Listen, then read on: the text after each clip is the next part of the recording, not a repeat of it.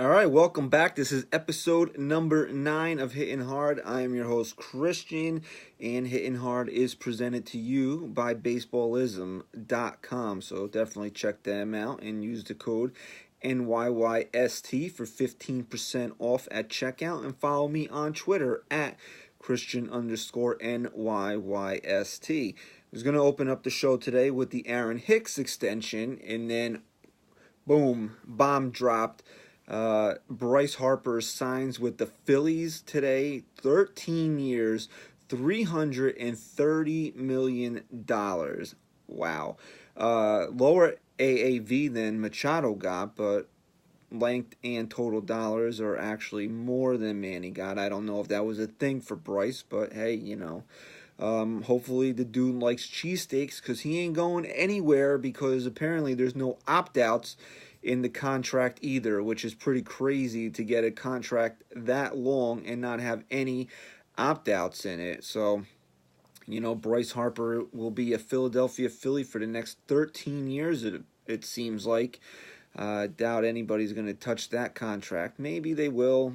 Stanton got traded, so you never know. But, hey, what does this mean for the Yankees? It means that they were never in on Bryce Harper, and it was apparent that they weren't going to go big game hunting since midway December, since there was really no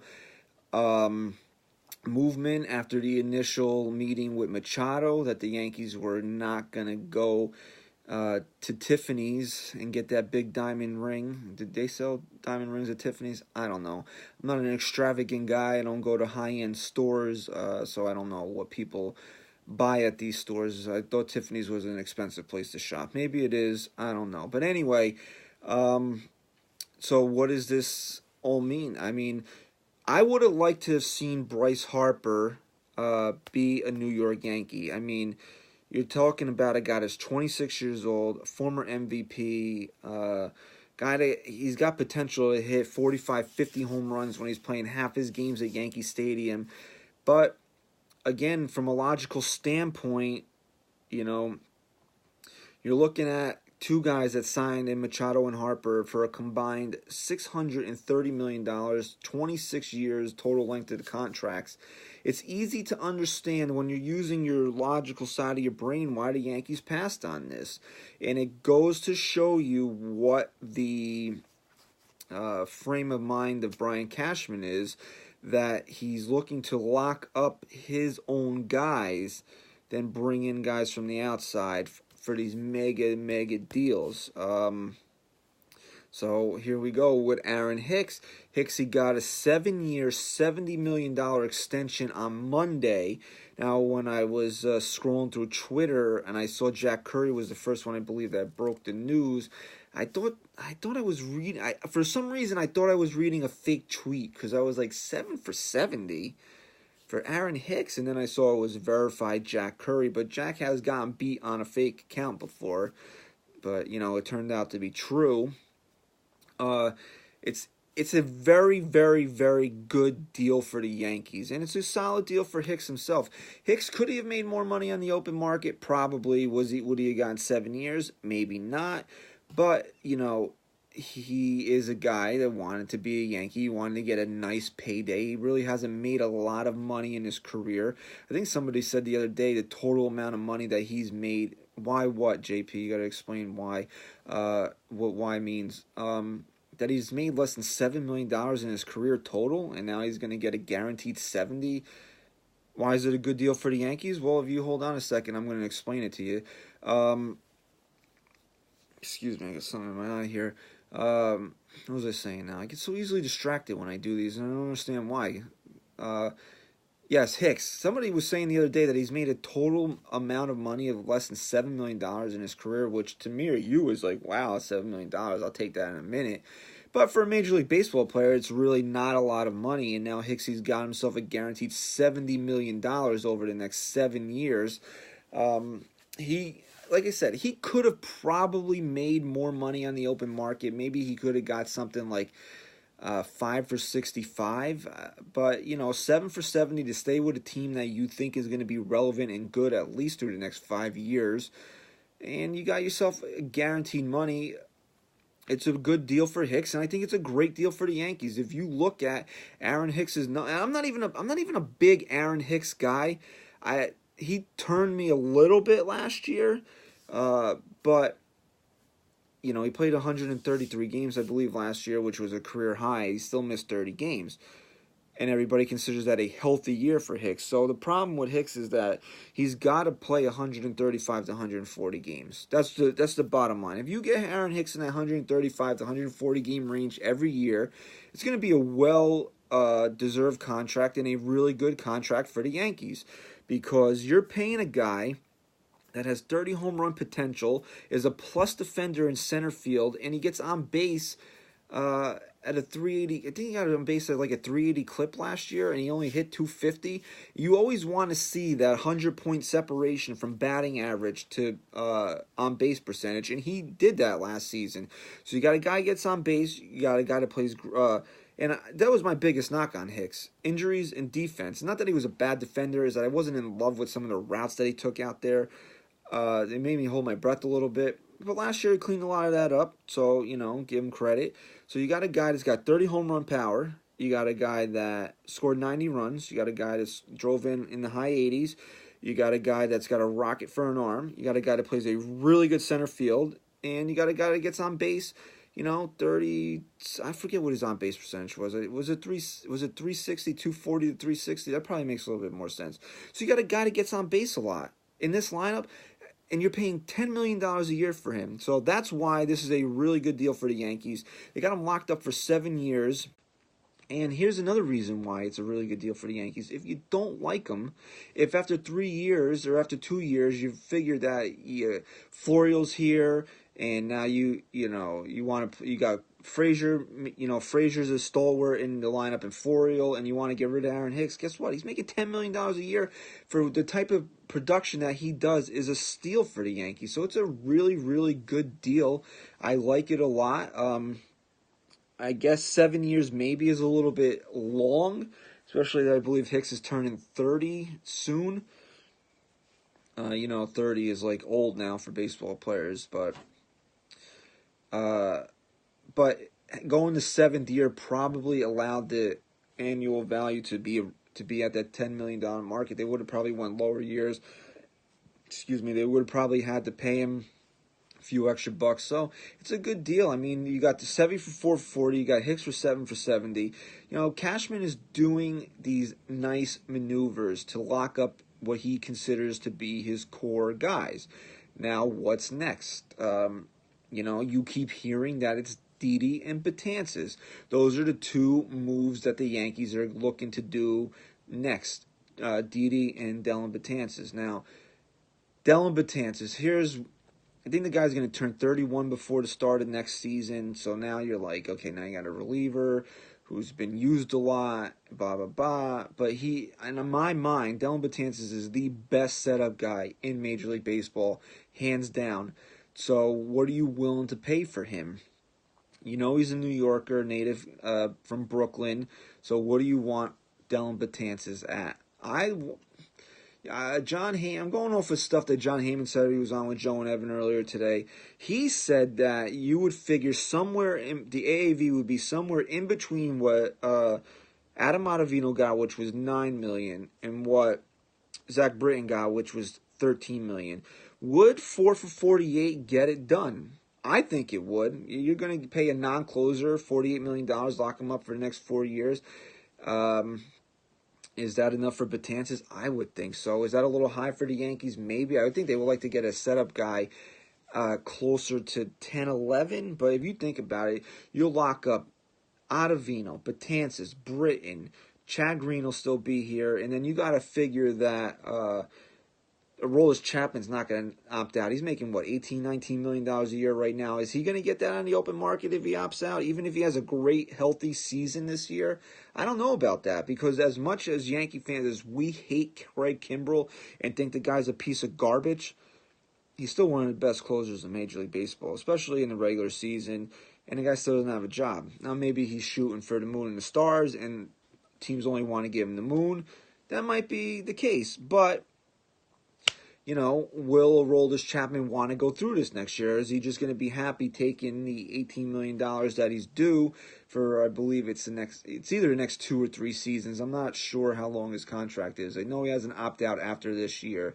So we'll see. But even if he opts out and the Yankees are like, you know what, you don't think 18 mil is enough for you, you go find, and then whatever, you'll still have Betances, Britton, Ottavino, and Chad Green locked up for the next couple of years. So this bullpen will still be really good. But like I said, I really don't anticipate seeing Aroldis Chapman opt out at the end of 2019.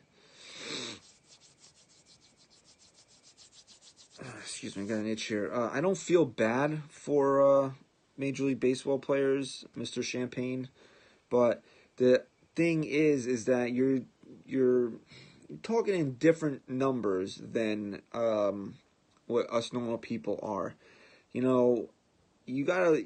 This is what the problem is that I understand that nobody. It's the thing with Jacob deGrom, right? I said this a couple weeks ago. Is that I don't feel bad for Jacob deGrom that he's making $17 million a year, and then you can't tell me a guy that's making $50,000 a year, or a guy that's making $60,000 a year, or whoever somebody might be making $30,000 a year, struggles to get their ass to the stadium every, once a year because they really can't afford it, but that you might limit your performance because you're only making $17 million a year. But you got to put that on a scale of what that's compared to in the profession. So yeah, nobody feels bad for these guys that they're making millions and millions of dollars, but it's just you got to put it in a scale of compared to what other guys in their profession are making. That's it is what it is. If you were the best cashier at ShopRite and you're making $11 an hour and somebody who's not as good as you is making $13 an hour, you would want to make $13 an hour, even though 11 might still be really high for a cashier. Now, I understand $13 an hour is not $17 million a year, but it's the same on a smaller scale, the same concept. Jacob deGrom thinks he's the best pitcher in baseball, making $17 million a year, where there's guys that couldn't hold his jockstrap that are making $20 million a year. So that's where we're at with that. Now, excuse me, now it's Didi Gregorius. Now we got to talk about Didi here. This would, in my opinion, this extension would have been done already if he had not had Tommy John surgery. All right, so Didi's pushing 30 now, so here we go. The magic number is 30. So how far are you willing to go with a 30-year-old shortstop? John Heyman, and I'm gonna reference this because I listened to his interview with Joe and Evan today on The Fan. He said that it would take 6 for 120 to get Didi done. Ugh, I don't know if I like 6 for 120 for Didi Gregorius. I love Didi Gregorius. Don't get me wrong; he's probably my second favorite player on the team right now, behind Aaron Judge, but 6 for 120. I mean, are we going to go there? He's saying that Didi's going to get $20 million a year. Would you go maybe 5 for 100? I was speculating earlier this week that maybe it would take like 5 for 65 to lock him up, or maybe you can even push it up a little bit and 5 for 90. You give him 18 mil a year.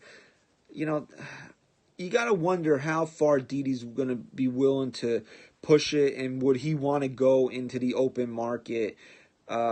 Didi Gregorius is one of these guys that he's perfect for the team that he's on. We don't know, and this is not a knock on Didi, because we all love Didi Gregorius.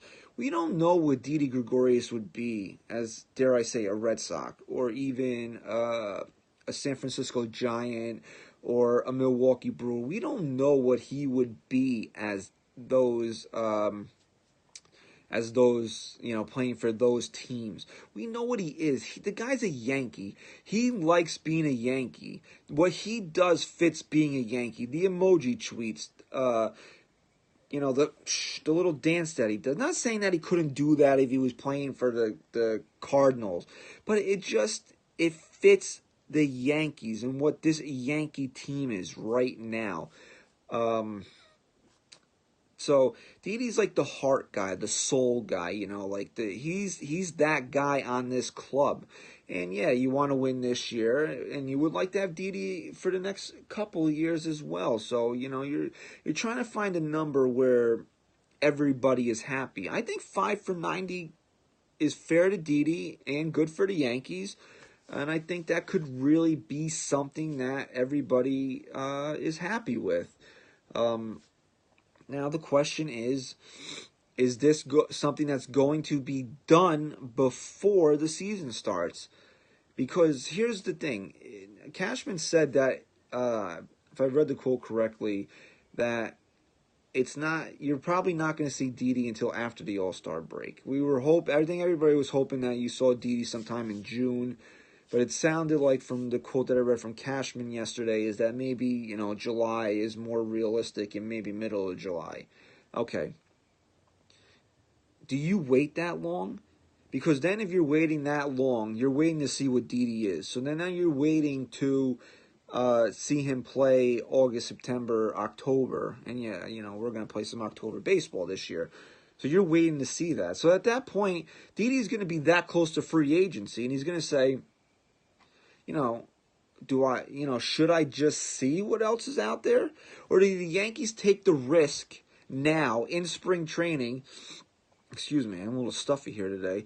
Do the Yankees take the risk now in spring training and say to themselves, you know what, Tommy John for a shortstop, that's maybe not something that we worry about long term.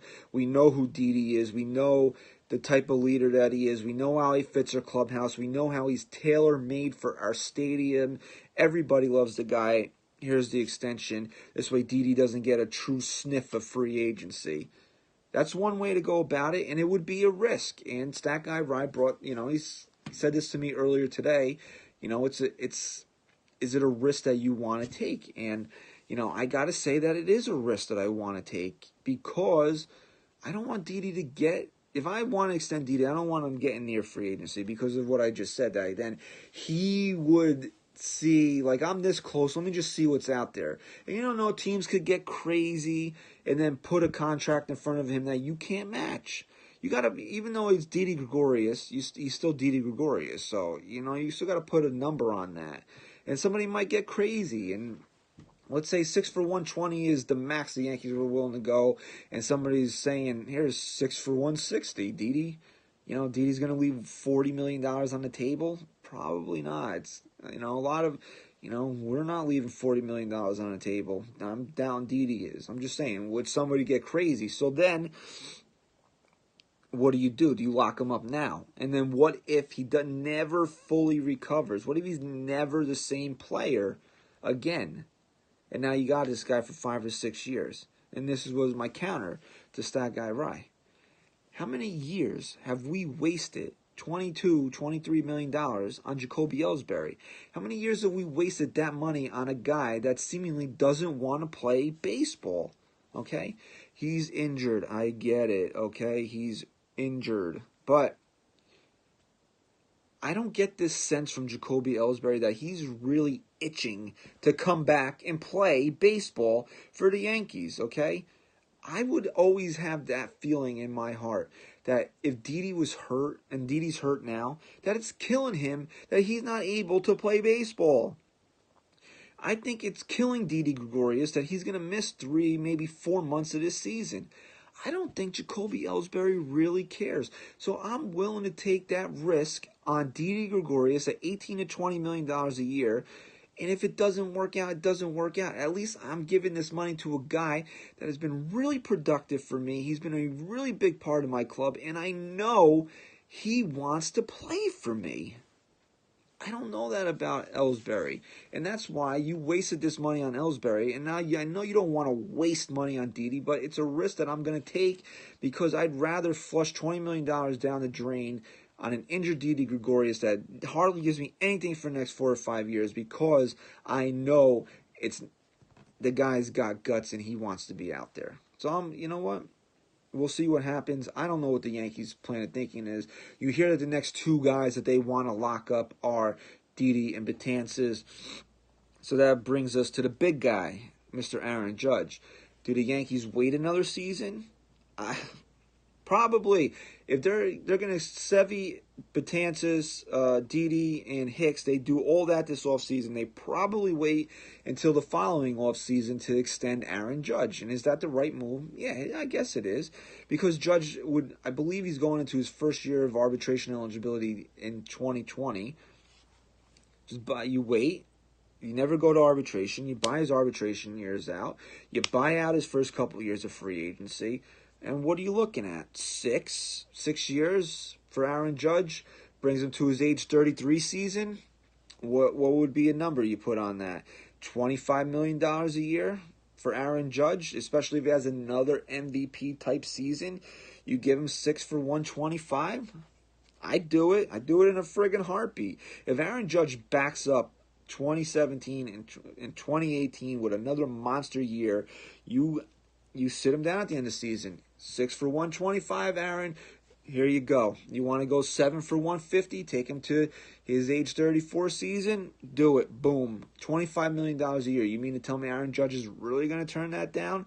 I don't think so. I really don't think Aaron Judge would turn down $25 million a year to play for the Yankees. He's already been on the cover of MLB The Show. He's already got a major endorsement deal with Pepsi. He's got that endorsement deal with Adidas. It's not like the guy's going to be hurting for friggin' money. You're going to give him $25 million a year, buy out his arbitration years, which is, if you let him go through the arbitration process, maybe he would get close to it, maybe he wouldn't. We saw Mookie Betts, I think, is this Mookie's last season of arbitration? He got $30 million, so, I mean, it is what it is. I mean, he's going to go from $600,000 to what, $10 million? So you give it, just give him the money. If Aaron Judge has a monster year this year, just give him the money. You know what? Why would you not give Aaron Judge the money? So what would you look at? 6 for 125, 7 for 150, somewhere in that area? I think that would be more than fair to Judge, and I think that would be a bargain for the Yankees to get Aaron Judge at $25 million a year. Speaking of guys they're getting for $25 million a year, Giancarlo Stanton. Is Stanton the reason why Bryce Harper's not here right now? Probably. I would say probably. More than likely that Big G's the reason why Harper's not here.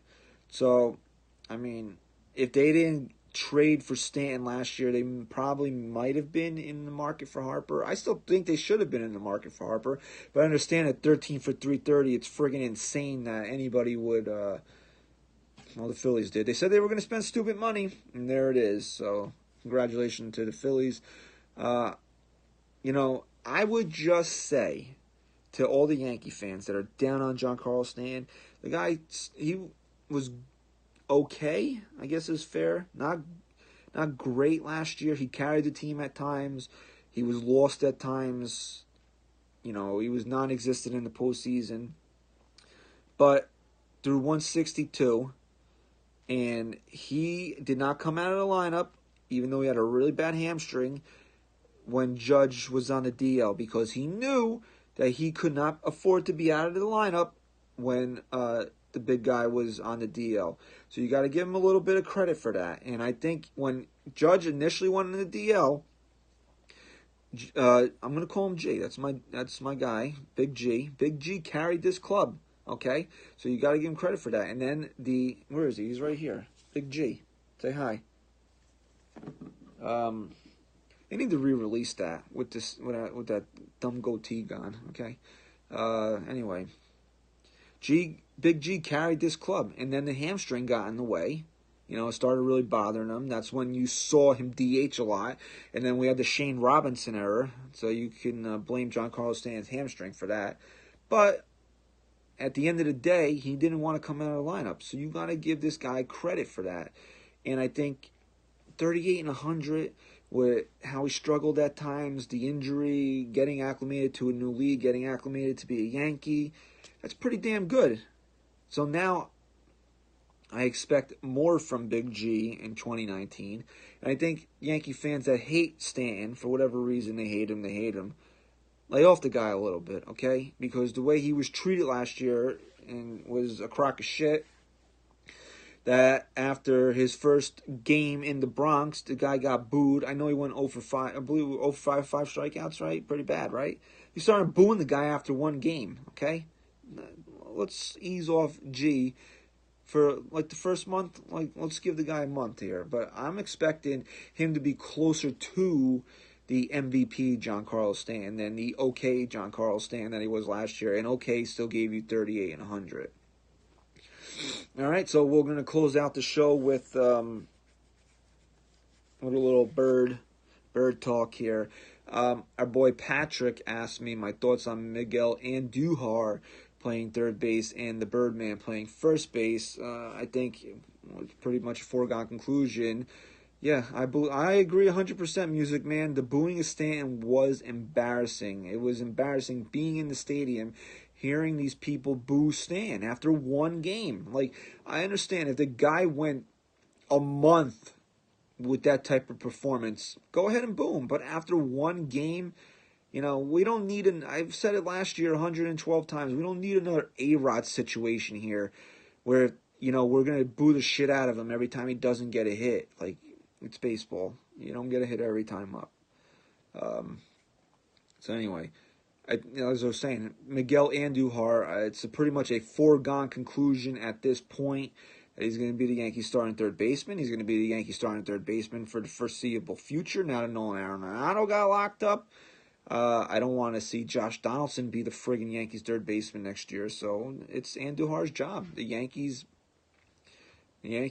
put a lot on this kid's plate, so now we got to see how he responds to it. And if he's as good as he was last year, you got yourself another star. Yeah, he's got to improve defensively. That's fine, but as a hitter, if he comes close to what he did last year, Yankees got another star on their hands. And as for Bird, is Bird going to be the first baseman? Bird's raking in spring training. Great. I don't know.